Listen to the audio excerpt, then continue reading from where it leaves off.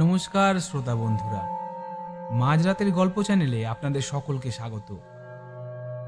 আজ আপনারা কিশোরী এবং বিভূতির সাথে ঠাকুরমশাইয়ের মুখ থেকে শুনতে চলেছেন এক চরম ভয়ের কাহিনী। চাপাডাঙ্গা গ্রামের চৌধুরী পরিবারে হঠাৎ করে কোন অমঙ্গলের ছায়া ঘনিয়ে এলো। সেই পরিবারের বড় কর্তা আচমকা হৃদরোগে আক্রান্ত হয়ে মারা গেলেনই বা কী কারণে? চৌধুরী বাড়ির অন্দরমহলে মাঝে মধ্যেই ঘোরাফেরা করতে দেখা যাচ্ছে এক ভয়াল দর্শন কালো বিশালদেহী ছায়ামূর্তিকে। এই ছায়ামূর্তি আসলে কে, কি তার পরিচয়? চৌধুরী পরিবারের ওপর যে মহা বিপদ ঘনিয়ে এসেছে তার থেকে কি ঠাকুরমশাই তাদের রক্ষা করতে পারবেন? এই সকল প্রশ্নের উত্তর জানতে হলে আপনাদের মনোযোগ সহকারে শুনতে হবে আমাদের আজকের এই বিশেষ নিবেদন। লেখক সুরজিৎ ঘোষের কলমে তারানাথতান্ত্রিক ফ্যান ফিকশন চৌধুরী বাড়ির অপশক্তি। আপনাদের কাছে বিশেষ অনুরোধ, আপনারা এখনও যারা আমাদের চ্যানেলটিকে সাবস্ক্রাইব করেননি তারা অতি অবশ্যই আমাদের চ্যানেলটিকে সাবস্ক্রাইব করে পাশে থাকা বেল আইকনটি অবশ্যই অন করে দেবেন আমাদের চ্যানেলের সমস্ত গল্পের আপডেট সবার আগে পাওয়ার জন্য। এবং আজকের গল্পটি যদি আপনাদের ভালো লাগে তাহলে লাইক, কমেন্ট ও শেয়ার অবশ্যই করবেন। তাহলে বন্ধুরা, আর বেশি দেরি না করে শুরু করছি আজকের বিশেষ নিবেদন। লেখক সুরজিৎ ঘোষের কলমে তারানাথতান্ত্রিক ফ্যান ফিকশন চৌধুরী বাড়ির অপশক্তি।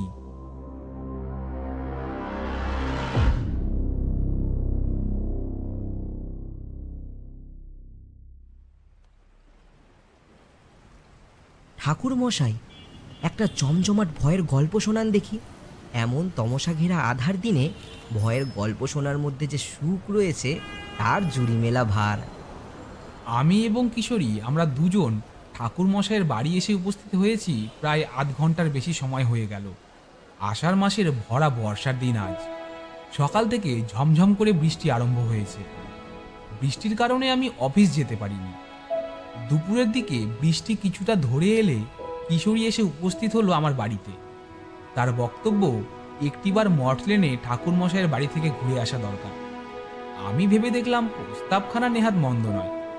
এমনিতেই সারাটা দিন বাড়ির মধ্যে বসে রয়েছি, সুতরাং আর বাড়িতে মন টিকবে না একেবারেই। বৃষ্টি বেশ কিছুটা কমে এসেছে দেখে অগত্যা দুই বন্ধু দুখানি কালো ছাতা মাথায় দিয়ে দুগ্গা দুগ্গা বলে বেরিয়ে পড়লাম। আসার পথে 5 মাথার মোড়ের ছোট্ট চায়ের দোকান থেকে ঠাকুরমশাইয়ের অত্যন্ত পছন্দের সিগারেট পাশিংশো নিয়ে আসার কথা ভুললাম না। আমরা জানি তিনি আমাদের কাছ থেকে সিগারেট নিতে কিঞ্চিত আপত্তি করলেও এ তার ভারী পছন্দের জিনিস। পাশিংশো সিগারেটের প্যাকেট খুলে তার মধ্যে থেকে একটি তুলে নিয়ে হাতের তালুতে বেশ কয়েকবার ঠুকে ঠোঁটের 2 ফাঁকে গুজে ফস শব্দে একটা দেশলাই কাঠির দ্বারা আগুন জ্বালিয়ে কিশোরীর দিকে তাকিয়ে ধোঁয়া ছেড়ে বললেন, এই তোমাদের মতো বাঙালির এই একটা বাজে স্বভাব। কোনো গুরুত্বপূর্ণ বিষয়কেও তোমরা সামান্যতম গুরুত্ব দিতে চাও না। সর্বদাই কেবল হাসি, মজা, ঠাট্টা, রঙ্গ তামাশায় ব্যস্ত থাকো।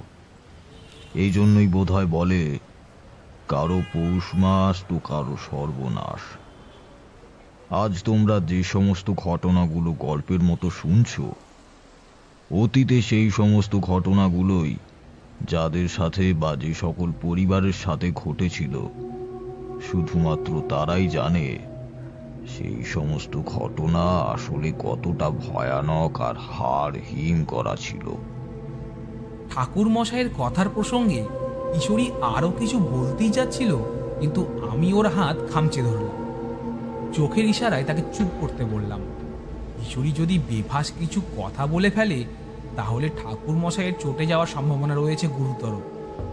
তাই এখন চুপ থাকাটাই সবচেয়ে বুদ্ধিমানের কাজ। ঠাকুরমশাই বাইরের দিকে তাকালেন। আবার ফের নতুন উদ্যমে বৃষ্টি আরম্ভ হয়েছে। মাঝে মধ্যেই তিনি আঙুলের সামান্য ঝিকানিতে ঝেড়ে ফেলছেন সিগারেটের অগ্রভাগে জমতে থাকা ছাইটুকু। আমি এবং কিশোরী আমরা দুজন ঠাকুরমশাইয়ের চোখের দিকে তাকিয়েছিলাম। ঠাকুরমশাই আমাদের চোখের ভাষা বুঝতে পেরে বললেন, আরে আরে বলবো বলবো, অবশ্যই গল্প বলবো। তোমরা আমার বাড়ি এসেছো আর আমি তোমাদের গল্প শোনাইনি, তা আবার হয়েছে নাকি কখনো? আজও তোমাদের নিরাশ করব না। আমার অভিজ্ঞতায় তুনে হাতার কম ঘটনা নেই। তার মধ্যে থেকে আজ বেশ ভয় ধরানো, শিহরণ জাগানো, লোমহর্ষক একটা ঘটনার কথা বলবো। দেখলাম কিশোরীর মুখ উজ্জ্বল হয়ে উঠল। ঠাকুরমশাই এক ঝলক বাইরের দিকে তাকিয়ে ছোট্ট হয়ে আসা হাতের পাসিংস অফ সিগারেটের ফিল্টারখানি তিনি গুজে দিলেন ছায়দানি হিসেবে ব্যবহৃত আধ ভাঙা নারকেলের মালায়।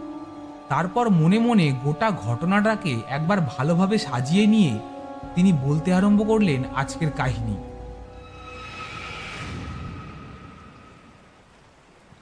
আজ আমি তোমাদের যে ঘটনার কথা বলতে চলেছি তা এ সময়ের থেকে বেশ অনেক বছর আগের। আমার সাধন জীবনের মধ্যবর্তী পর্যায়ে ঘটেছিল। তখনও আমি সংসারী হয়ে উঠিনি। উদ্দেশ্যহীনভাবে বিভিন্ন জায়গায় ঘুরে বেড়ানোই ছিল আমার প্রধান কাজ। আমার গুরুদেব আমায় বলেছিলেন, সর্বত্যাগী সন্ন্যাসী হওয়া আমার পক্ষে অন্তত এই জন্মে সম্ভব হবে না। তাই সংসারের মধ্যে থেকেই আমাকে আমার সাধন জীবন সুসম্পন্ন করতে হবে। গুরুদেবের কথা সব সময় অক্ষরে অক্ষরে পালন করেছি, কখনো তার কথার অমান্য করিনি। সংসারের মধ্যে থেকেও আমি ছিলাম একজন ভবঘুরের সাধক মানুষ। চার দেওয়ালের আবদ্ধ জীবন যখন আমার একঘেয়ে লাগতো, তখনই আমি বেরিয়ে পড়তাম অচেনা অজানার উদ্দেশ্যে। আমার পরমেশ্বর কাল ভৈরবকে স্মরণ করে বঙ্গের বিভিন্ন প্রান্ত আমি ঘুরে বেড়িয়েছি। সেইবার আমি হাঁটতে হাঁটতে এসে উপস্থিত হলাম চাপাডাঙ্গা গ্রামে। আমার এখনো বেশ মনে আছে, সময়টা তখন ভর দুপুর। একটানা দীর্ঘক্ষণ যাবৎ হাঁটার কারণে শরীর বেশ ক্লান্ত লাগছিল। তাই একখানি টলটলে জলে পরিপূর্ণ পুষ্করিণী দেখে তাতে স্নান সেরে সঙ্গে থাকা কিছু পাকা ফল খেয়ে একটা শীতল গাছের ছায়ায় বসলাম। হঠাৎ করেই আমার কানে এলো কান্নার শব্দ। বুক ফাটা কান্নার শব্দ শুনে আমি চমকে উঠলাম। বুঝতে পারলাম কাছে পিঠে কিছু একটা অঘটন ঘটেছে। তবে কি ঘটেছে তা বোধগম্য হচ্ছিল না। হতভম্বের মতন বেশ কিছুটা সময় বসে থাকার পর দেখলাম গ্রামের একদল পুরুষ হন্তদন্ত হয়ে কোথায় যেন এগিয়ে চলেছে। তাদের সকলের মুখ একেবারে কালো হয়ে রয়েছে। আমি একটি পুরুষের উদ্দেশ্যে প্রশ্ন করলাম, বলছি, কি হয়েছে? তোমরা এভাবে ছুটোছুটি করে কোথায় যাচ্ছ? কোনো বিপদ আপদ ঘটলো নাকি? সেই স্বল্প বয়সী তরুণ যুবক আমার প্রশ্নে থমকে দাঁড়ালো। দলটির মধ্যে থাকা অন্যান্য মানুষেরা চলার গতি না কমিয়ে কিংবা না থেমে তারা দৌড়ে সামনের রাস্তা ধরে মিলিয়ে গেল। সেই তরুণ যুবক অপলক দৃষ্টিতে বেশ অনেকটা সময় নিখুঁতভাবে আমায় পর্যবেক্ষণ করল। আমার মতন সম্পূর্ণ অচেনা একজন ব্যক্তিকে প্রথমবার তাদের গ্রামে দেখে তার মনের মধ্যে হয়তো জেগে উঠল একাধিক প্রশ্ন। আমি তার মনের ভাব বুঝতে পেরে যুবকের উদ্দেশ্যে বললাম, আমি একজন ভবঘুরে মানুষ বাবা। আজ এখানে তো কাল ওখানে ঘুরে বেড়াই। আজ হাঁটতে হাঁটতে এই চাপাডাঙ্গা গ্রামে এসে উপস্থিত হয়েছি খানিকক্ষণ আগেই। কিন্তু হঠাৎ করেই এমন কান্নার আওয়াজ আর তোমাদের দৌড়াদৌড়ি দেখে আমার মনের মধ্যে প্রশ্ন জেগে উঠল। তাই জন্যই তোমায় দাঁড় করিয়ে জিজ্ঞাসা করলাম। সে যুবক এবার আমার প্রশ্নের জবাবে থমথমে গলায় বলল, আগে আমাদের গ্রামের চৌধুরী পরিবারের বড় কর্তা মারা গিয়েছেন হৃদযন্ত্র বিকল হয়ে। তাই তো গ্রামের মানুষজন এইভাবে ছোটাছুটি করছে। মানুষটা বড় ভালো ছিলেন। তিনি যে এভাবে হুট করে পরলোক গমন করবেন তা আমরা কেউ কল্পনা করতে পারিনি। তার শরীর কিংবা হৃদযন্ত্রে কোনো রকম অসুখ ছিল না, কিন্তু তা সত্ত্বেও কিভাবে যে এই ঘটনা ঘটল তা চিকিৎসক মশাই বুঝতেই পারছেন না। আচ্ছা, আমি কি একটিবার তোমার সাথে তোমাদের গ্রামের চৌধুরী বাড়িতে যেতে পারি? হ্যাঁ, তা আপনি যেতেই পারেন, কিন্তু আপনি সেখানে গিয়ে কি করবেন? তাছাড়া আপনি তো বড় কর্তাকে চিনতেনও না। কেন? কেউ না চিনলে কি কোনো ব্যক্তির মৃত্যুর খবর পেয়ে মানবতার খাতিরে অন্তিমবারের মতো একবার দেখা করা যায় না? সেটা কি অপরাধ? ছি ছি, আপনি দয়া করে আমার কথায় কিছু মনে করবেন না। আমি আপনাকে মোটেও ওইভাবে বলতে চাইনি। আপনি আসুন, আসুন আমার সাথে, আমি আপনাকে চৌধুরী বাড়িতে নিয়ে যাচ্ছি। সেই যুবকের সাথে আমি এবার এসে উপস্থিত হলাম চাপাডাঙ্গা গ্রামের চৌধুরী বাড়িতে। আসার পথে যুবকের মুখ থেকে শুনলাম চৌধুরী বাড়ি নাকি এক নাম করা বনেদি পরিবার। তারা যথেষ্ট ধনবানও বটে। বিশাল বড় চৌধুরী ভবনের সামনে এসে দাঁড়াতেই বুঝতে পারলাম সত্যি তারা বেশি ধনী ব্যক্তি। তবে সেই বাড়ির সীমানায় প্রবেশ করার সাথে সাথেই আমি উপলব্ধি করতে পারলাম গোটা জায়গাটা এক ভয়ানক রকমের অশুভ শক্তির প্রভাবে প্রভাবিত হয়ে রয়েছে। দুইবার নাক সিটকে খানিকটা থুতু ফেললাম। একটা ঝাঁঝালো বিশ্রী চামড়া পোড়া গন্ধ আমার নাকে এসে ঠেকল। যুবকের মুখমণ্ডলের অভিব্যক্তি দেখে বুঝতে পারলাম গন্ধটা কেবলমাত্র আমিই পেয়েছি। আমি ছাড়া অন্য কারো নাকে সেই গন্ধ পৌঁছচ্ছে না।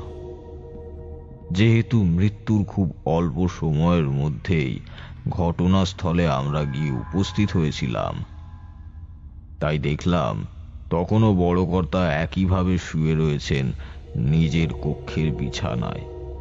পরিবারের মানুষেরা ঘরের ভেতর কান্নাকাটিতে নিদারুণ ব্যস্ত। মানুষজনের ভিড় ঠেলে সামনের দিকে এগিয়ে যেতেই আমার চোখে এবার অস্বাভাবিক জিনিসটা ধরা পড়ল। কিশোরী প্রশ্ন করল, অস্বাভাবিক জিনিস? কোন অস্বাভাবিক জিনিস আপনার চোখে ধরা পড়লো ঠাকুরমশাই? বিছানার মধ্যে শায়িত রয়েছেন চৌধুরী বাড়ির বড় কর্তা।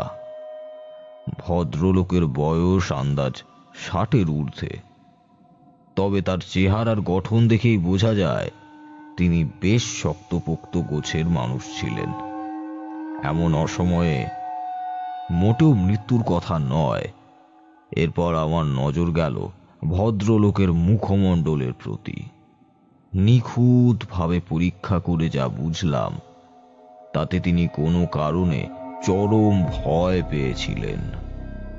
তার দু চোখ একেবারে বিস্ফারিত, মুখ পুরোপুরি রক্তশূন্য ফ্যাকাশে, যেন মৃত্যুর সময় তিনি সচক্ষে কোনো বিভীষিকার দর্শন পেয়েছেন এবং সেই কারণেই তার হৃদযন্ত্র চিরতরের মতো বন্ধ হয়ে গিয়েছে। আমি এবার দু চোখ বুজে লম্বা লম্বা নিঃশ্বাস নিলাম। বোধগম্য হলো আমার আশঙ্কাই সঠিক। সত্যি সে ঘরে একটা বিশ্রী গন্ধ আমি পাচ্ছি। যে স্থানে অশুভ শক্তির প্রাদুর্ভাব ঘটে একমাত্র সেখানেই এই রকম গন্ধ পাওয়া যায়। চৌধুরী বাড়িতে বেশ অনেকটা সময় থেকে তারপর আমি সুযোগ বুঝে সেই বাড়ির বড় ছেলেকে একটু আলাদা করে ডেকে বললাম, আচ্ছা, মৃত্যুর পূর্বে তোমার বাবা ওই ঘরে একলা ছিলেন, তাই না? আর ইদানিং কালে তোমার বাবা কোনো একটা বিষয়ে ভীষণ রকমের ভয় ভয় থাকতেন, তাই তো? চৌধুরী বাড়ির বড় ছেলে গৌরকৃষ্ণ আমার দিকে কেমন যেন বিহ্বল দৃষ্টিতে তাকালো।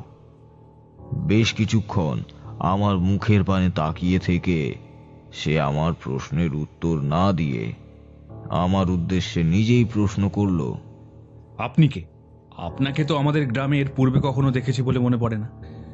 আপনি এ সকল কথা জানলেন কি করে? এই সমস্ত কথা তো আমাদের পরিবারের বাইরে অন্য কোনো ব্যক্তির জানার কথা নয়। আমার নাম তারানাথ চক্রবর্তী, তবে সাধারণ মানুষ আমায় তারানাথ তান্ত্রিক বলেই চেনে। সামান্য কিছু তন্ত্রমন্ত্র এবং টুকিটাকি জ্যোতিষবিদ্যা জানি, যা দিয়ে সবসময় চেষ্টা করি বিভিন্ন মানুষের মঙ্গল সাধন করার। গৌরকৃষ্ণ, আমি আজকেই তোমাদের গ্রামে এসেছি। তোমার বাবার মৃত্যু সংবাদ পেয়ে কৌতূহলবশত এখানে আসি, কিন্তু তোমাদের বাড়িতে প্রথম পদার্পণ করার সাথে সাথেই আমি বুঝতে পারি এই বাড়িতে সাংঘাতিক রকমের কোনো অপশক্তির আগমন ঘটেছে, এবং তোমার বাবার মৃত্যুটা আর 5টা মানুষের কাছে সাধারণ হলেও আমার কাছে ঘটনা মোটেও সাধারণ কিংবা স্বাভাবিক নয়। আমি বুঝতে পারছি তুমি আমাকে বিশ্বাস করতে পারছো না। বিশ্বাস না করারই কথা, কিন্তু এটাই বাস্তব যে তোমাদের পরিবারে কোনো সাংঘাতিক অপশক্তি আশ্রয় নিয়েছে।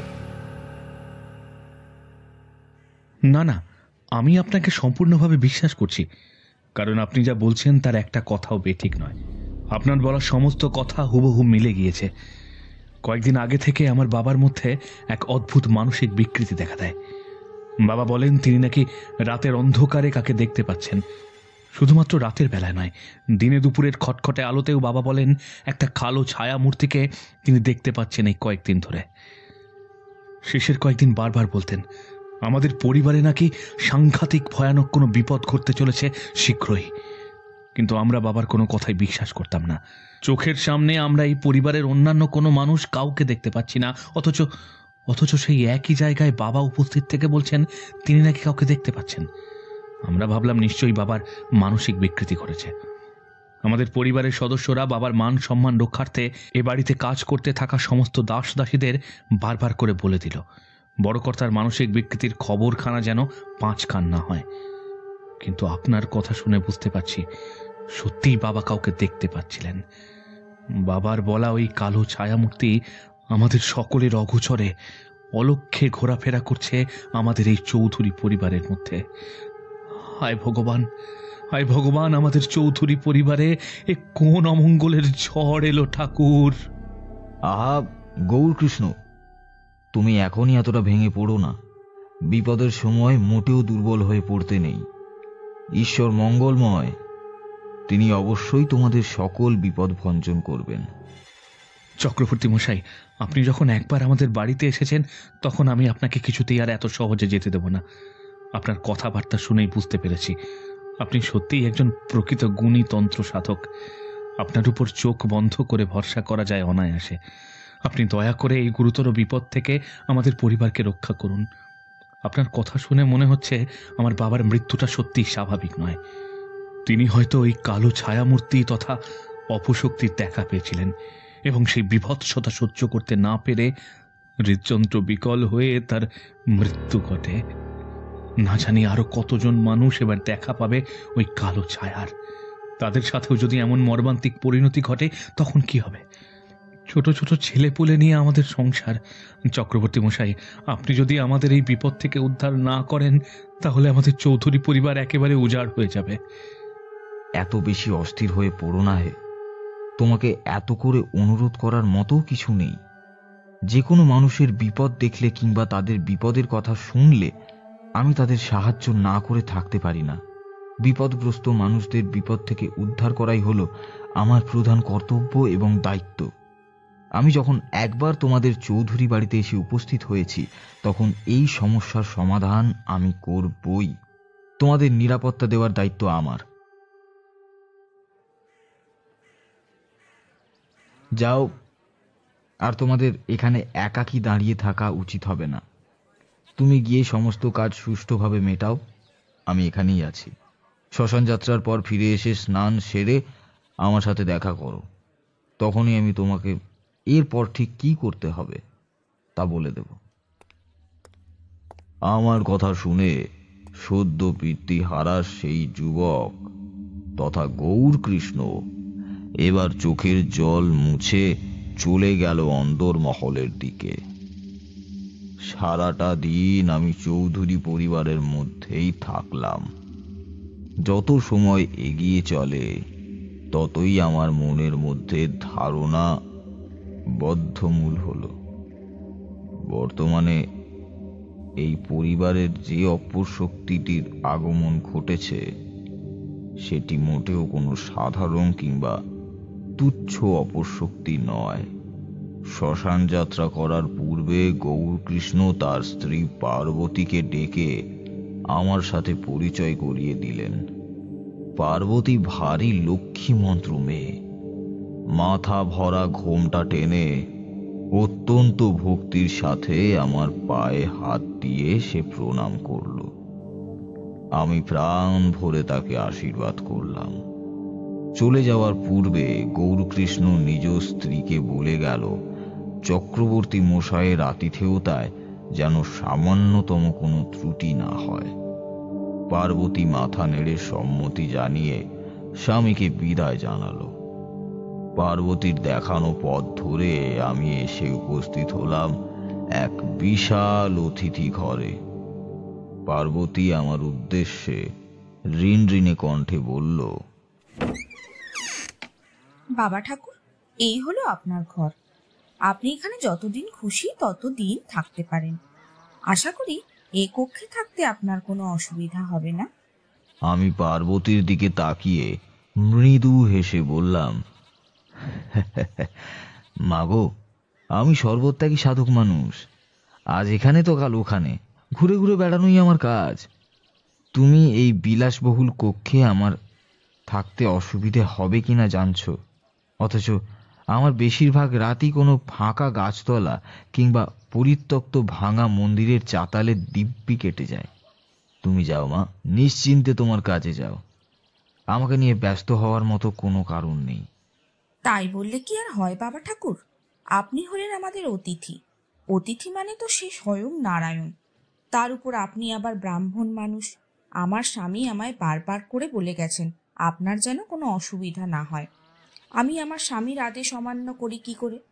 বাবা ঠাকুর, আপনি বসুন, আমি বরং আপনার জন্য চট করে কিছু খাবার নিয়ে আসি। এখন তো গরম কিছু রাঁধতে নেই, তাই আপনার জন্য কিছু পাকা ফলমূল নিয়ে আসছি। আপাতত তাই দিয়েই আহার করুন।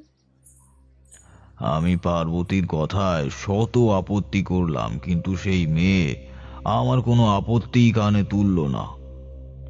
সে ততক্ষণে ঘরের চৌকাঠ ছেড়ে চলে গিয়েছে রান্নাঘরের দিকে। এরপর আর কি, অগত্যা কিছু ফলমূল আমাকে খেতেই হলো। অপরাহ্নের আলো ফুরিয়ে সন্ধ্যা গাঢ় হলে আমার কক্ষের বাইরে এসে দাঁড়ালো চৌধুরী বাড়ির বড় ছেলে গৌরকৃষ্ণ। তার চোখ মুখের অবস্থা দেখেই বুঝতে পারলাম সে বড় ভেঙে পড়েছে, যদিও ভেঙে পড়বারই কথা। বাবা মানে তো এক বিশাল বড় বটবৃক্ষ। সেই মহিরুহের তলায় থাকলে আমাদের গায়ে বাইরের কোনো ঝড় ঝঞ্ঝা রোদ বৃষ্টি কিছুই লাগে না। হঠাৎ করে সেই মহিরুহ যদি ধ্বংস হয়ে যায় তখন বোঝা যায় তার মর্ম আসলে কতখানি ছিল। এসো এসো গৌরকৃষ্ণ, ভিতরে ঢুকে এসো। তোমার সাথে কথা বলবো বলে আমি অধীর আগ্রহে অপেক্ষা করছি। তুমি আগে বসো খানিকটা, জল খাও। তোমাকে দেখে বড় দুর্বল মনে হচ্ছে।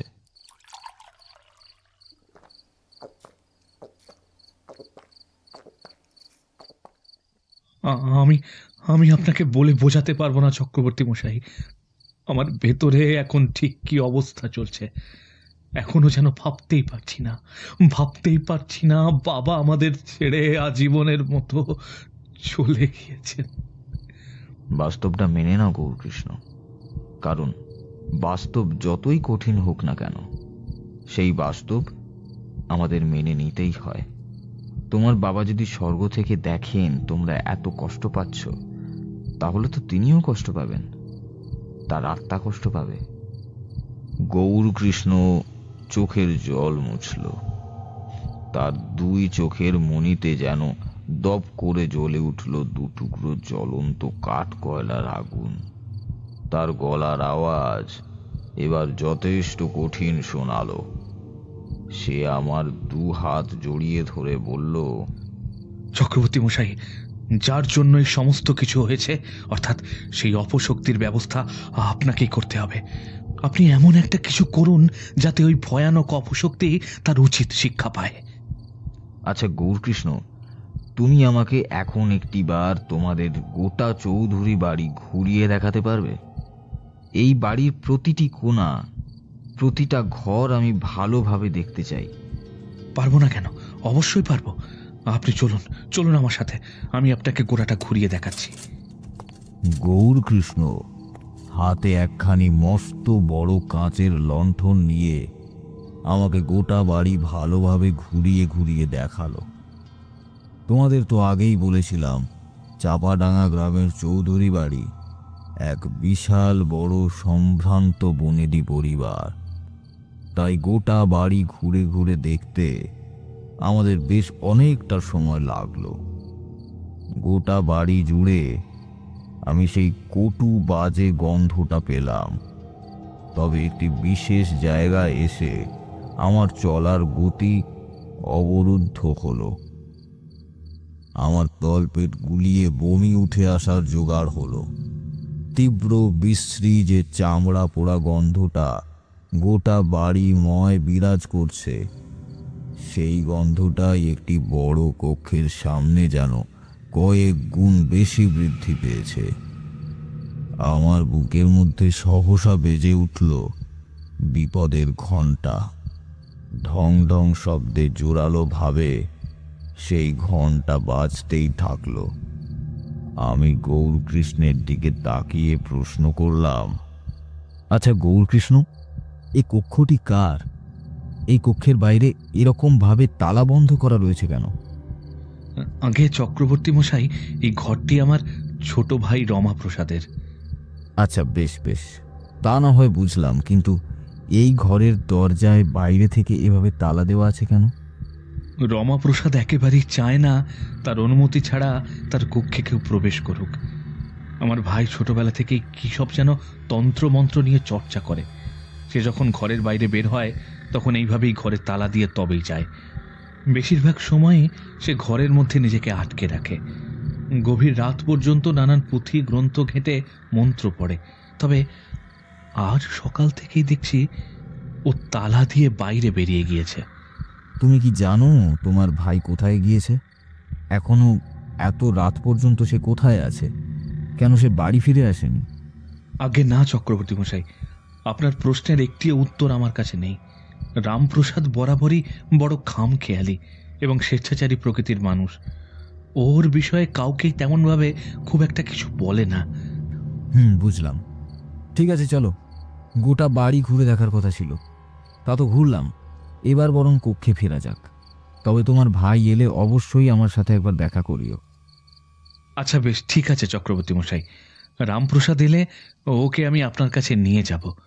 চলুন, রাত্রি অনেক হয়েছে, এবার আপনার বিশ্রামের প্রয়োজন। গৌরকৃষ্ণের সাথে আমি এবার সেখান থেকে চলে এলাম। তবে আমার মন বলছিল ওই তালাবন্ধ ঘরের মধ্যে অনেক রহস্য রয়েছে এবং চৌধুরী পরিবারের ছোট ছেলের মুখোমুখি হলে আমি অনেক কিছুই জানতে পারবো। একটানা এতক্ষণ পর্যন্ত বিরামহীনভাবে গল্প বলার পর ঠাকুরমশাই এবার অল্প কিছুটা সময়ের জন্য একটু থামলেন। আমি এবং কিশোরী আমরা দুজনে দেখলাম তার মুখমণ্ডল জুড়ে ছড়িয়ে পড়েছে এক অদ্ভুত ধরনের অস্থিরতা। ঠাকুরমশাই আমাদের উদ্দেশ্যে বললেন, বুঝলে কিশোরী, তোমরা এখানে একটু বসে কিছুটা সময় অপেক্ষা করো। আমি একবার চট করে ঘরের ভিতর থেকে গড়গড়াখানা সেজে আনি। এই কথা বলে ঠাকুরমশাই সোজা তক্তাপোষ ছেড়ে উঠে দাঁড়িয়ে চলে গেলেন কক্ষের দিকে। আমরা যতই ঠাকুরমশাইয়ের জন্য নামি দামি কোম্পানির সিগারেটের প্যাকেট কিনে আনি না কেন, তার মতে তামাক সেবনের আসল সুখ লুকিয়ে রয়েছে গড়গড়া কিংবা হুঁকোর মধ্যে। গল্প চলাকালীন এরূপ বিরতি আমাদের খুব একটা পছন্দের না হলেও এক্ষেত্রে কোনো কিছুই করার ছিল না, তাই বাধ্য বালকের মতো চুপচাপ বসে রইলাম।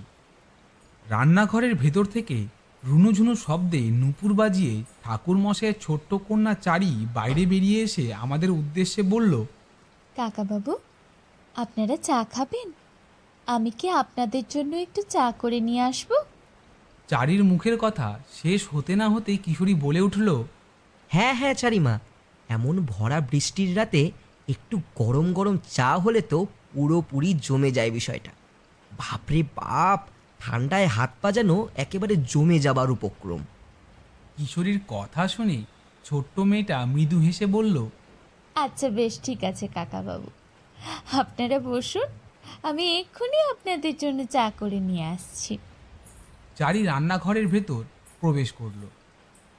স্বল্প কিছুটা সময়ের মধ্যেই সে আমাদের দুজনের জন্য 2 পেয়ালা গরম চা আর সাথে একটি বড় পাত্র করে বেশ অনেকটা মুড়ি মাখা দিয়ে গেল।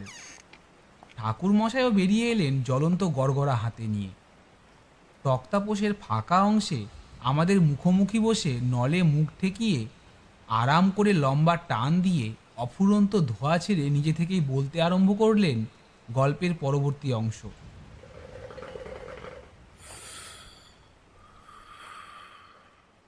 পরের দিন খুব ভোরে গৌরকৃষ্ণের ডাকে আমার ঘুম ভাঙল। ঘুম ভাঙতেই থতমত খেয়ে উঠে বসলাম। দেখলাম গৌরকৃষ্ণ খানিকটা ইতস্তত বোধ সাথে নিয়ে বিছানার সন্নিকটে দাঁড়িয়ে রয়েছে। মার্জনা করবেন চক্রবর্তী মশাই এইভাবে আপনার ঘুমের ব্যাঘাত ঘটানোর জন্য, কিন্তু সত্যি কথা বলতে কি, আপনাকে ঘুম থেকে ওঠানো ছাড়া আমার কাছে আর অন্য কোনো উপায় ছিল না। আচ্ছা বেশ, ঠিক আছে গৌরকৃষ্ণ, তোমাকে এতটা সংকোচ বোধ করতে হবে না। কিন্তু কি হয়েছে? কোনো বিপদ আপদ ঘটেছে নাকি? চক্রবর্তী মশাই, রামপ্রসাদ কাল রাতে কখন যেন ফিরে এসে নিজের ঘরে ঢুকেছিল। এই খানিকক্ষণ আগে আমার স্ত্রী ঘরের দরজায় তালা নেই দেখে ভেতরে ঢুকে দেখে সে জ্ঞান হারিয়ে মেঝেতে লুটিয়ে পড়ে আছে। আপনি তো বলেছিলেন তার সাথে দেখা করতে চান, তাই আপনাকে ডাকতে এলাম। চক্রবর্তী মশাই, বহু প্রচেষ্টার পরেও কিছুতেই তার জ্ঞান ফেরানো যাচ্ছে না। আপনি কি একটিবার যেতে পারবেন? হ্যাঁ, অবশ্যই যাব, চলো। গৌরকৃষ্ণের সাথে আমি তার ভাইয়ের কক্ষে এসে থমকে দাঁড়ালাম। বিশাল বড় ঘরটার মধ্যে যা সমস্ত কিছু ছড়ানো ছেটানো রয়েছে তা যে কোনো সুস্থ স্বাভাবিক মানুষের ঘরে থাকে না, সে কথা নিতান্ত অবুঝ বালকের পক্ষেও বলে দেওয়া সম্ভব। আমার বুকের রক্ত ছলকে উঠল। ঘরের মধ্যে ছড়িয়ে ছিটিয়ে থাকা নিদর্শনগুলি দেখে বিলক্ষণ বুঝতে পারলাম চৌধুরী বাড়ির ছোট ছেলে সাংঘাতিক রকমের সাধনা করে, তবে সেই সব সাধনা অত্যন্ত গোপনীয়। ঘরের মেঝেতে ছড়িয়ে ছিটিয়ে রয়েছে কালো সুতো, কালো কাপড়, কালো মোরগের পালক, কয়েকটা মোটা মোটা লাল গলন্ত মোমবাতি। ঘরের মেঝেতে রক্ত দিয়ে আঁকা একটি বিশেষ চক্র, প্রথমে গোলাকার বৃত্ত, তারপরে এক একটি ত্রিভুজ এবং সবকটিকে বেষ্টন করে একটি চতুর্ভুজ। ঘরের দেয়ালে কি যেন সব উল্কি মতো চিহ্ন আঁকা, সিঁদুর মাখানো আতপ চাল ছড়ানো রয়েছে। ঘরের চৌকাঠ কোড়ায় এসে আমি থমকে দাঁড়ালাম, কারণ সেই ঘরের মধ্যে এতটাই পোড়া গন্ধ ভেসে রয়েছে যে আমার পক্ষে এইভাবে প্রবেশ করা সম্ভব নয়। 2 নয়ন মোদিত করে মনে মনে আমি মধুসুন্দরী দেবী এবং কাল ভৈরবের উদ্দেশ্যে প্রণাম জানিয়ে অত্যন্ত শক্তিশালী মন্ত্র দ্বারা গাত্রবন্ধন করলাম। তারপর গলায় ধারণ করা পদ্মবীজের মালাখানি মধ্য ললাটে চেপে ধরে বিড়বিড় করে এক বিশেষ মন্ত্র পাঠ করলাম এবং সেই বিশ্রী পোড়া গন্ধের মাত্রা বেশ কিছুটা কমে গেল। ঘরের মধ্যে প্রবেশ করলাম। ততক্ষণে ধরাধরি করে রামপ্রসাদকে বিছানায় তোলা হয়েছে ঠিকই, কিন্তু তখনও বেচারার জ্ঞান ফিরে আসেনি। বাড়ির মেয়ে বউয়েরা সকলে তফাতে সরে দাঁড়ালো। চৌধুরী বাড়ির বড় ছেলে এগিয়ে এলো, আর আমিও এগিয়ে গেলাম সেদিকে। রামপ্রসাদের হাতের নাড়ি টিপে তার চোখে মুখে বেশ কিছুটা ঠান্ডা জলের ছিটে দেওয়ার পরও যখন তার জ্ঞান ফিরল না, দেখলাম তখন আমি আমার শক্তি প্রয়োগ করতে বাধ্য হলাম। ডান হাতে বৃদ্ধাঙ্গুষ্ঠ এক বিশেষ ভঙ্গিমায় রামপ্রসাদের দুই ভ্রুর মাঝখানে ঠেকিয়ে বাম হাতের 20 আঙুল দিয়ে তার নাভিদে স্থাপন করলাম। মন্ত্রপাঠের সাথে সাথে ধীরে ধীরে চোখের পাতা মেলে তাকালো রামপ্রসাদ। এতক্ষণ যাবৎ যেই রামপ্রসাদ অচৈতন্য অবস্থায় পড়েছিল, আমি গৌরকৃষ্ণের দিকে তাকিয়ে উচ্চ কণ্ঠে বললাম, গৌরকৃষ্ণ, তোমার এবং তোমার ভাইয়ের সাথে আমার একান্তে কিছু জরুরি কথা রয়েছে, তুমি একটু সেই ব্যবস্থা করো। অবশ্যই চক্রবর্তী মশাই। তোমরা সকলে শুনলে তো, চক্রবর্তী মশাই আমাদের সাথে কিছু জরুরি বিষয় নিয়ে একান্তে কথা বলতে চান। এখন রামপ্রসাদ খানিকটা সুস্থ আছে, তোমরা এবার ঘরখানা ফাঁকা করে দাও। আমাদের কথোপকথন সমাপ্ত হলে সকলে আবার না হয় তখন এক এক করে এসো।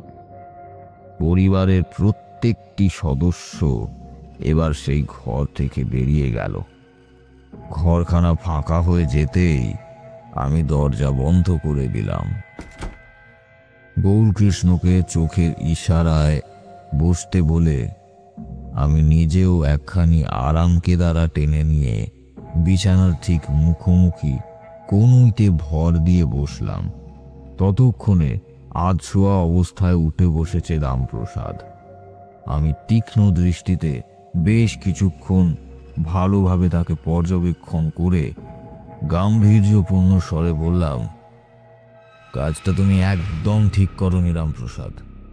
আশা করি তুমি তোমার ভুল নিজেই বুঝতে পেরেছ, আর কেবলমাত্র তোমার কারণেই এই পরিবারের সমূহ বিপদ ঘনিয়ে এসেছে। শুধুমাত্র তোমার জন্য এতগুলো মানুষের বিপদ আজ সংকটের মুখে দাঁড়িয়ে। আমার কথা শুনে ঘরের মধ্যে উপস্থিত চৌধুরী পরিবারের দুই ছেলে যেন ভূত দেখার মতো চমকে উঠল। ঘরের মধ্যে এতক্ষণ যাবৎ যে ভীষণ নীরবতা বিরাজ করছিল, সেই নীরবতা ভঙ্গ করে গৌরকৃষ্ণ এক প্রকার প্রায় চিৎকার করে বলে উঠল, এই আপনি কি বলছেন চক্রবর্তী মশাই?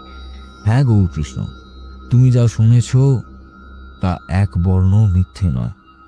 আজ তোমাদের চৌধুরী পরিবারের যে অমঙ্গলের কালো মেঘ ঘনিয়ে এসেছে, তার জন্য কেবলমাত্র দায়ী তোমার ভাই।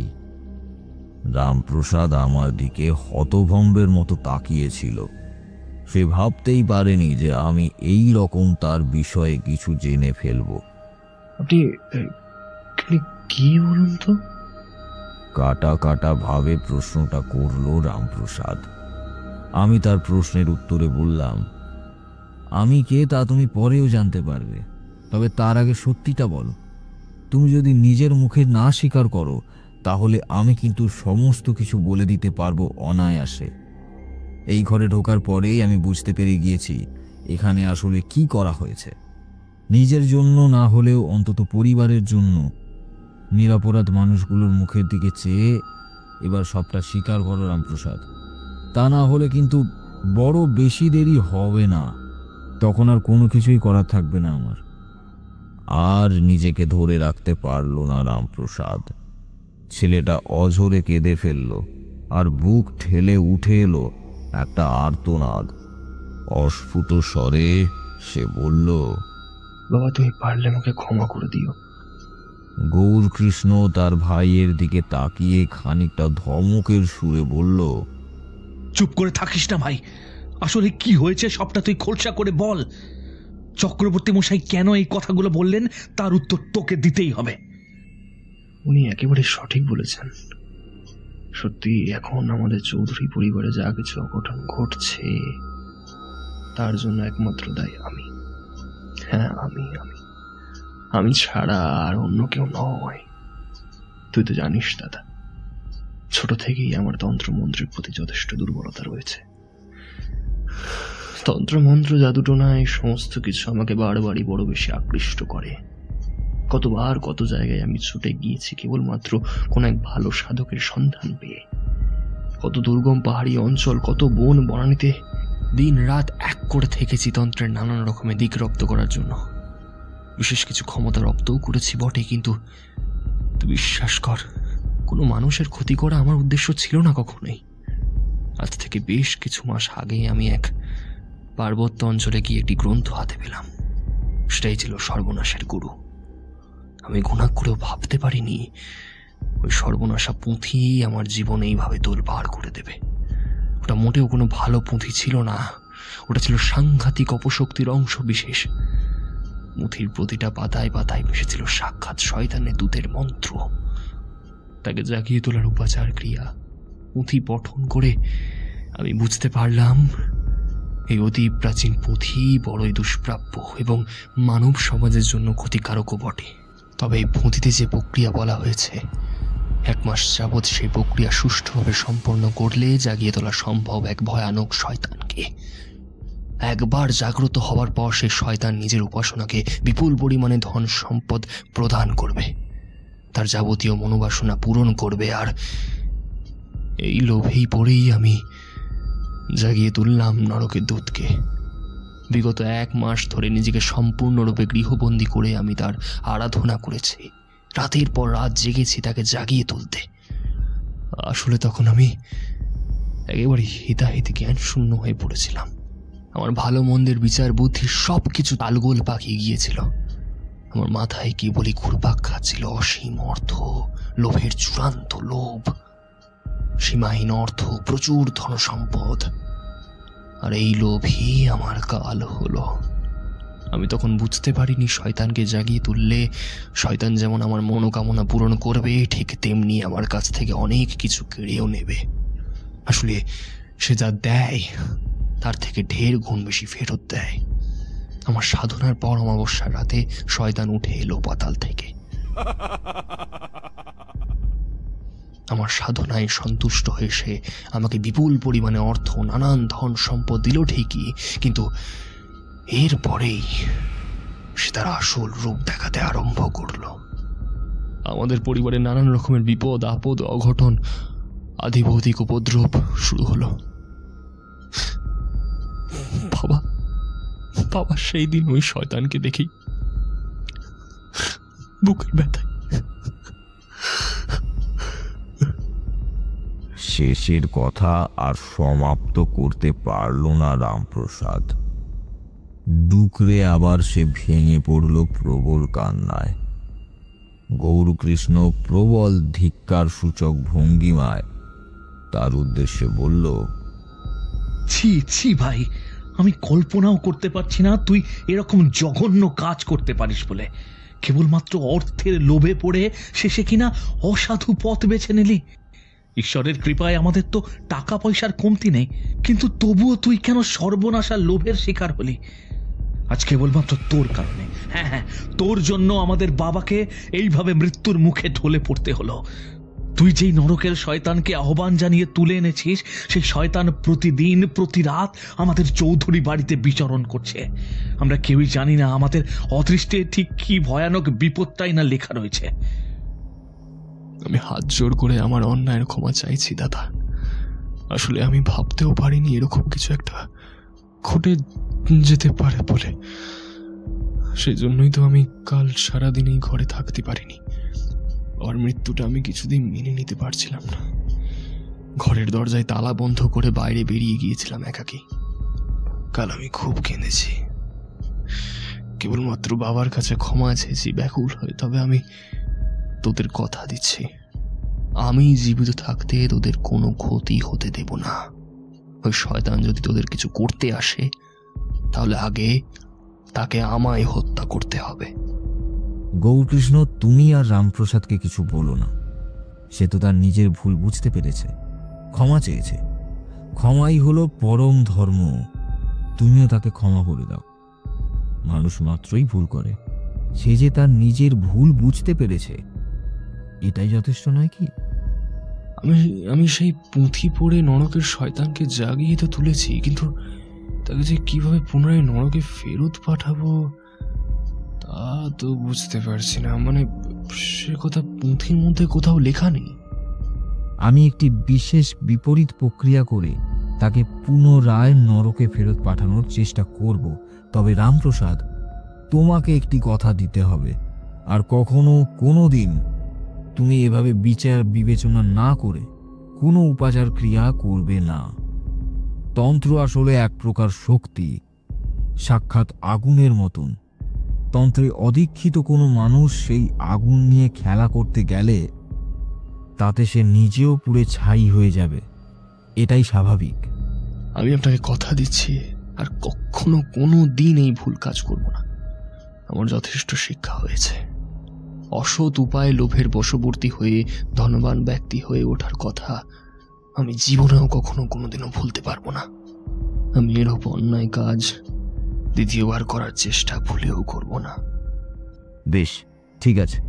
আচ্ছা রামপ্রসাদ, আরেকটি বিষয় আগে থেকে বলে নেওয়া দরকার। শয়তানের দূতকে জাগিয়ে তুলে তার কাছ থেকে তুমি যে বিপুল পরিমাণ ধন সম্পদ পেয়েছ, সেই সমস্ত কিছু কিন্তু তোমায় একেবারে নিঃস্বার্থভাবে কোনো ভালো কাজে ব্যয় করতে হবে, এবং কিছুতেই সেই সমস্ত মূলধন খরচ করতে হবে যা সমাজের উন্নতি ঘটাবে, সাধারণ মানুষের উপকারে লাগবে। এতে তোমার বাবারও অতৃপ্ত আত্মা শান্তি পাবে। আমি কথা দিচ্ছি, আমি নিঃস্বার্থভাবে সমস্ত ধন সম্পদ গ্রামের উন্নয়নে কাজে লাগাবো। আমাদের গ্রামে কোনো ভালো চিকিৎসালয় নেই।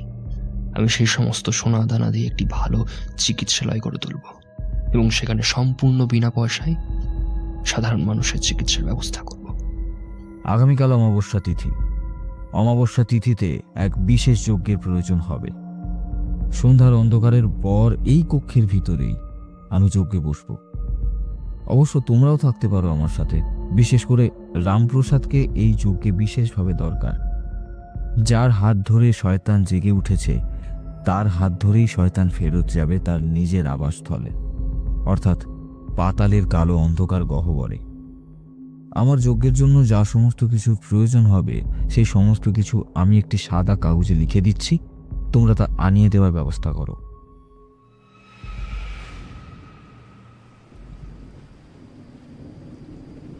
এতক্ষণ পর্যন্ত গল্প বলার পর ঠাকুরমশাই আবার স্বল্প কিছুটা সময়ের জন্য থামলেন। বাইরে বিরামহীনভাবে বৃষ্টি হয়েই চলেছে। বৃষ্টি থামার কিংবা কমার কোনো লক্ষণ নেই। মাঝে মধ্যেই কালো গগন বক্ষের বুক বিদীর্ণ করে ইন্দ্রদেবের লকলকে সাদা তরবারি ঝলসে উঠছে এক প্রান্ত হতে অপর প্রান্তের পানে। গল্পের পরবর্তী অংশ শোনার জন্য কিশোরী বড় উত্তেজিত হয়ে পড়েছিল। ঠাকুরমশাই গড়গড়ার নলে মুখ ঠেকিয়ে হুড়ুক হুড়ুক শব্দে লম্বা টান দিলেন। তারপর গোল গোল ধোয়ার ঋণ নাক ও মুখের মাধ্যমে ছেড়ে বলতে লাগলেন একেবারে শেষ অংশটুকু। এর পরের ঘটনা তার পরের দিন অমাবস্যার রাতের। আমি কাগজের মধ্যে সমস্ত কিছু লিখে দিলাম, যেই সমস্ত জিনিস অর্থের বিনিময়ে বাজার থেকে ক্রয় করা যায়, যেমন আতপ চাল, মধু, ঘি, 5 রকমের ফল, 5 রকমের ফুল, মিষ্টান্ন, জবা ফুলের মালা, পাটকাঠি, যজ্ঞের শুকনো কাঠ, যোগডুম্বুর কাঠ, বিল্লপত্র, শ্বেতচন্দন, হরিতকি ইত্যাদি নানান জিনিস তারা নিয়ে এসে হাজির করল। আর যে সকল জিনিস অর্থের বিনিময়ে ক্রয় করতে পারা যায় না, যেমন ধরো শ্মশানের মাটি, আম গাছের সাথে বেড়ে ওঠা কোনো বরগাছার ডাল, প্রতিষ্ঠিত কোনো পুকুরের গভীর জলে এক ডুবে তুলে আনা 1 ঘটি ভরা ঘোলা জল, কাকের বাসা থেকে উদ্ধার করা হাড় ইত্যাদি আমি সংগ্রহ করলাম। দিনভর সমস্ত কিছু সংগ্রহ করার পর অপরাহ্নের আলো কমে এলে সেই ঘরের মধ্যে সবকিছু হাতের গোড়ায় সাজিয়ে যজ্ঞে বসলাম। পার্বত্য অঞ্চল থেকে উদ্ধার করে আনা রামপ্রসাদের সেই প্রাচীন পুঁথি আমি অত্যন্ত মনোযোগ সহকারে বেশ কয়েকবার পড়লাম, তারপর ঠান্ডা মাথায় ভেবে চিনতে একখানা বিপরীত প্রক্রিয়ার সিদ্ধান্ত নিলাম। সেই অমাবস্যা রাতের কথা কোনোদিনও ভোলার মতো নয়। সে রাত যে ছিল সাক্ষাৎ বিভীষিকাময়। একটিমাত্র রাতের মধ্যে ওই ঘরের ভেতরে যা কিছু ঘটেছিল তাতে যে কোনো সাধারণ মানুষের আত্মারাম খাঁচা ছাড়া হবার জোগাড়। চৌধুরী বাড়ির দুই ছেলের অবস্থা হয়েছিল বড়ই শোচনীয়, তবে আমিও তারানাথ তান্ত্রিক। প্রত্যেক দিন প্রতিনিয়ত বিভিন্ন ভয়ানক ঘটনার মুখোমুখি হওয়াই আমার কাজ। তাই আমি এতটুকুও ভয় না পেয়ে গোটা যজ্ঞ সুসম্পন্ন করেছিলাম। সেই অমাবস্যার রাতে কি বিভীষিকাময় ঘটনা ঘটল ঠাকুরমশাই? মহা অমাবস্যা নিশির বিশেষ নক্ষত্র যোগে আমার ইষ্ট দেবতা কাল ভৈরবের উদ্দেশ্যে প্রণাম জানিয়ে, মধুসুন্দরী দেবীকে প্রণাম করে, মা উগ্র তারাকে স্মরণ করে আমি যজ্ঞের কাঠ সাজালাম এক সুনির্দিষ্ট পদ্ধতিতে। অগ্নিদেবতাকে প্রণাম জানিয়ে শুকনো পাটকাঠিতে আগুন ধরিয়ে যজ্ঞের কাঠে অগ্নি প্রজ্বলন করলাম। আগুনের লেলিহান শিখার মাঝে ঘি আর আহুতি দেওয়া মাত্রই সেই আগুনের শিখা কয়েক গুণ বৃদ্ধি পেল। গুঁড়ো সিঁদুরের সাথে সরিষার তেল মিশিয়ে এক বিশেষ চক্র অঙ্কন করলাম ঘরের মাঝে। তন্ত্র মন্ত্র নিয়ে একটু চর্চা যারা করেছে তারা জানে যে কোনো উপাচার ক্রিয়া কিংবা যজ্ঞ করার ক্ষেত্রে এরকম চক্র অঙ্কন করা আবশ্যক, জরুরি। যাক, তন্ত্রে এই সমস্ত সূক্ষ্ম সূক্ষ্ম বিষয় নিয়ে আলোচনা কিংবা কোনো মন্ত্রের বিষয় বিশ্লেষণ করা তোমাদের কাছে একেবারেই উচিত নয়, কারণ তন্ত্রে তোমরা অদীক্ষিত ব্যক্তি, আর তন্ত্রে দীক্ষিত নয় এমন কোনো ব্যক্তির কাছে তন্ত্রের পুঙ্খানুপুঙ্খ বর্ণনা করা সেই ব্যক্তির জন্য যেমন ক্ষতিকারক, ঠিক তেমনি ভাবে সাধকের পক্ষেও অমঙ্গলজনক বটে। যজ্ঞের আগুনের ঠিক অপর প্রান্তে, অর্থাৎ আমার মুখোমুখি দুখানি আসন পাতা ছিল। সেই আসনে বসল সদ্য স্নান সেরে শুদ্ধ বস্ত্র পরিহিত চৌধুরী বাড়ির দুই ছেলে, বড় ছেলে গৌরকৃষ্ণ এবং ছোট ছেলে রামপ্রসাদ। বেশ অনেকক্ষণ সময় ধরে যজ্ঞ করার পর আমি রামপ্রসাদের দিকে ফুলের মালার থালা বাড়িয়ে দিয়ে বললাম, নাও রামপ্রসাদ, এবার আমি যা মন্ত্র বলবো তুমিও সেই মন্ত্র পাঠ করবে এবং প্রতিবার একটু একটু করে ফুল নিয়ে তা অর্পণ করবে আগুনের মাঝে। তোমাদের দুজনকেই বলছি, এই মন্ত্র পাঠের পরেই কিন্তু আসল কাজ শুরু হবে। অর্থাৎ তোমাদের চৌধুরী বাড়িতে যে অশুভ শক্তির আগমন ঘটেছে তাকে আমি এক প্রকার জোর করেই নিয়ে আসবো এখানে। তোমরা এমন অনেক কিছু শুনতে পাবে বা দেখতে পাবে যা তোমাদের কল্পনারও পুরোপুরি বাইরে, কিন্তু খবরদার, তোমরা কেউ তোমাদের আসন পরিত্যাগ করবে না। আসন ছেড়ে অন্যত্র উঠে যাবে না, তাতে যা হবার হবে। এই পৃথিবী, এই জগৎ সংসার যদি রসাতলে যায় তবু যাক, কিন্তু তাহলেও তোমরা উঠবে না। আমার আদেশ তোমাদের স্মরণে থাকবে। আপনার আদেশ আমাদের স্মরণে থাকবে চক্রবর্তী মশাই। আপনার আদেশ আমাদের চিরধার্য। কোনো অবস্থাতেই আপনার কথা আমরা অমান্য করব না। কথাগুলো বলল গৌরকৃষ্ণ। রামপ্রসাদ বেশ কিছু ফুল নিয়ে দুই হাতের মুঠোয় চেপে মন্ত্রপাঠের জন্য প্রস্তুতি নিল। আমি এবার আমার সঙ্গে করে নিয়ে আসা এক বিশেষ পুঁথির পাতা খুলে মন্ত্র আরম্ভ করলাম। মন্ত্রপাঠ পর্ব চলল বেশ অনেকক্ষণ সময় ধরে।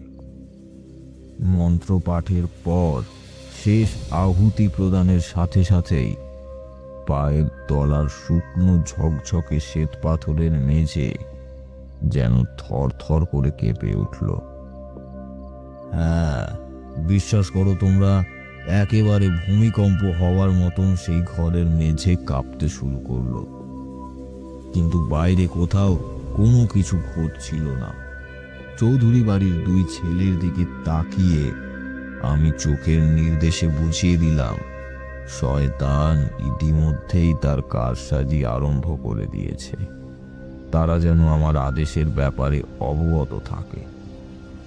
মন্ত্রপাঠ কিছুতেই থামালাম না। এরপর আশ্চর্যজনকভাবে কোথা থেকে জল এলো।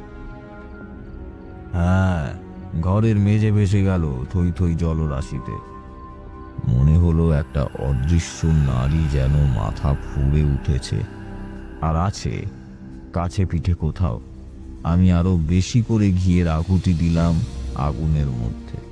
কিছুতেই এই আগুন নিভতে দিলে চলবে না। এই মহাপবিত্র আগুনকে শয়তান নেভানোর আপ্রাণ চেষ্টা করছে, কিন্তু আমি তা নিভতে দিলাম না কিছুতেই। আমার উচ্চ কণ্ঠের মন্ত্রপাঠ আরো আরো জোরালো হলো। দুই বাহু দুই দিকে প্রসারিত করে আমি উচ্চ কণ্ঠে মন্ত্রপাঠ করতেই থাকলাম একটানা বিরামহীন ভাবে। সেই ঘরের প্রতিটা জানালা দড়াম দড়াম করে খুলে আর বন্ধ হতে লাগলো। বাইরের কালো অন্ধকার জগৎ থেকে হু করে ঢুকে এলো কনকনে ঠান্ডা বাতাস। সেই বাতাসের মধ্যে এতটাই শীতলতার পরিমাণ মিশেছিল যে আমাদের মনে হলো সাক্ষাৎ যেন বরফের হাওয়া আমাদের গায়ে মিশে যাচ্ছে। কত রকমের আওয়াজ আমাদের কানে এসে পৌঁছালো। সেই সমস্ত আওয়াজ কোনো মানুষ আজ পর্যন্ত হয়তো শোনেনি, কারণ সেই সকল আওয়াজ ইন্দ্রিয়াতীত জগতের কোনো প্রাণীর নয়, তা অতিলৌকিক জগতের বাসিন্দাদের। সেই সমস্ত আওয়াজ শুনলে বুকের রক্ত ভয়ে জল হয়ে যায়। এরপর একটা কালো ধোঁয়ার কুণ্ডলী এসে জমাট বাঁধল বদ্ধ ঘরের মধ্যে। সেই জমাট বাঁধা অন্ধকার ধীরে ধীরে এক বিশাল দানবের আকার ধারণ করল।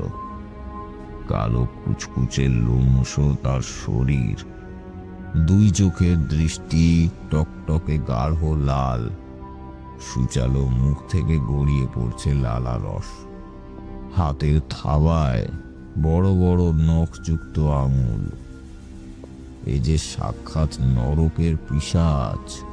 সচক্ষে পিশাচকে দেখে গৌরকৃষ্ণ এবং রামপ্রসাদে প্রায় জ্ঞান হারাবার মতো অবস্থা ছিল, কিন্তু আমি এবার শেষবার আগুনের মধ্যে আহুতি দিলাম। আর তারপরেই দেখলাম শয়তানের দূত বিকট শব্দে মারণ চিৎকার করে চূর্ণ বিচূর্ণ হয়ে পবিত্র আগুনের তেজের সাথে মিলিয়ে গেল।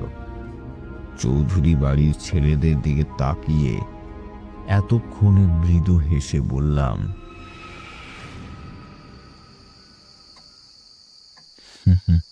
আর কোনো ভয় নেই। শয়তানের দূত পুনরায় পাতালে ফিরে গিয়েছে। তোমাদের পরিবার সম্পূর্ণরূপে সুরক্ষিত।